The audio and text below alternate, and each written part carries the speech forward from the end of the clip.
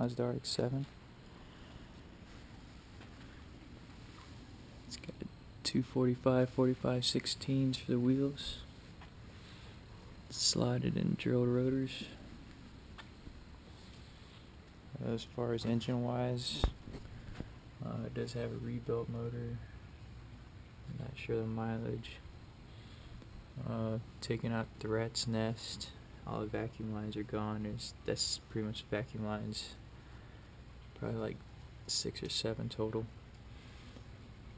Coils are relocated. Metal AST tank is this one. Oil catch can, overflow for the coolant. Removed the fan recall, so they don't run all the time. This turbo is a GT35.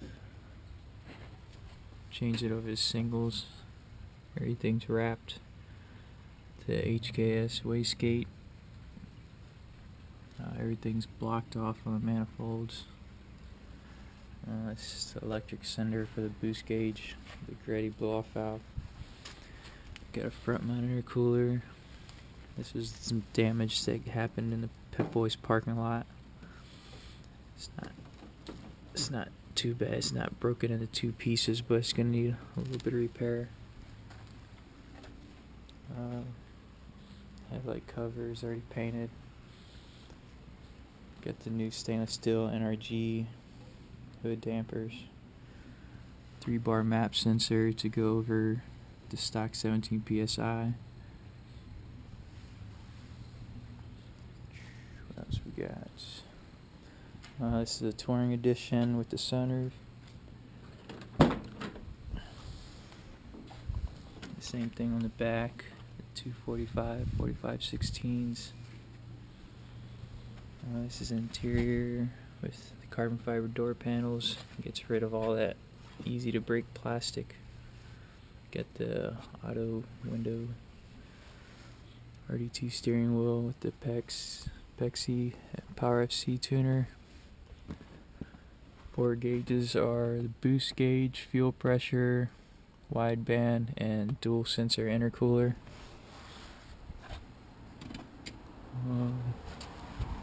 This is the interior. It's got the tan interior. It's got the rear bins. This is the storage bin. This one's the battery.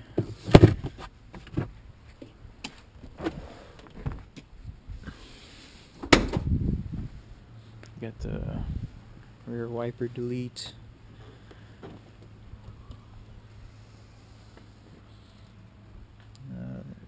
The rear wiring for the fuel pump's redone, so it's got a lot of pressure with it. The more battery voltage goes up. Got the spare wheel in here. All the tools, jacks. Got interior stuff in here. This is the Japanese, the aftermarket wing you can get. It's pretty aggressive. This is still the adjustable. So you take off the tabs and you get all the adjustments in there. It's got the customized rear tail lights, the rotor shape. I'm not sure the exhaust type for this muffler. It's just like a random off-brand that was with it. I do have a MagnaFlow muffler underneath. Everything is still here. This is a connection for the data logit over there in the corner. It's all bracketed up and everything. The seat's not too bad.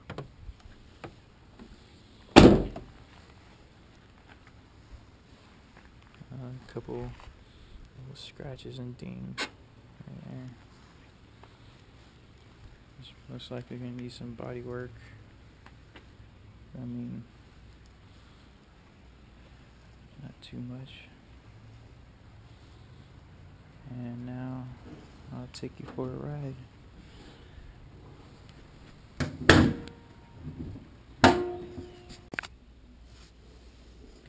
So this is inside the car. As I said, this has a power FC for the ECU. So of course, has the data log it. So I have my setup. I've been tuning this myself, so I got all my settings put in there.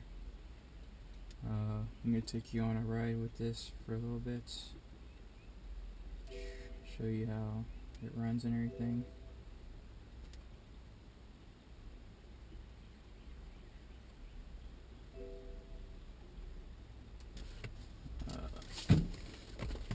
That part. Basically, like I said, got the peak and hold gauges Pro Sport. It's got the boost gauge, got the fuel pressure, innovative wideband, dual intercooler. The N sensor is the ambient air right now, and the out is after the intercooler. I got the commander held right here instead of over here. It's just out of the way. You still see it and everything. So let's go.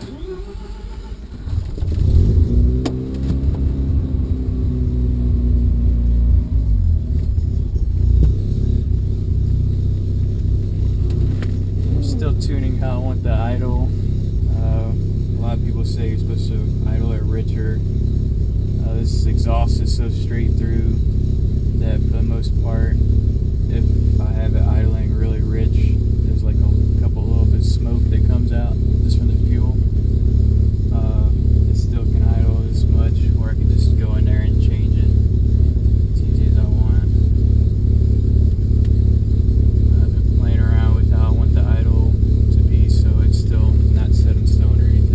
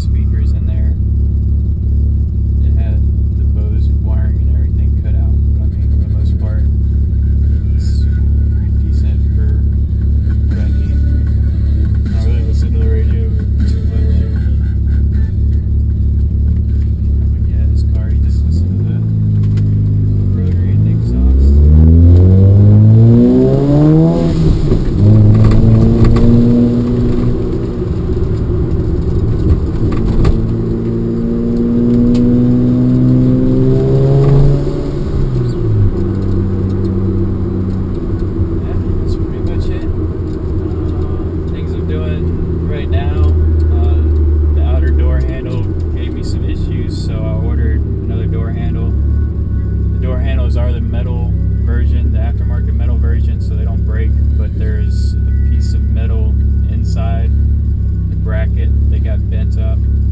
So I got another one of those coming in, so that's why I had to open from the inside. The fuel sender was giving me a little bit issues because when I first bought this, it had a fuel tank with like this sump tank at the bottom for external connections, and they adjusted the fuel level sender to match that.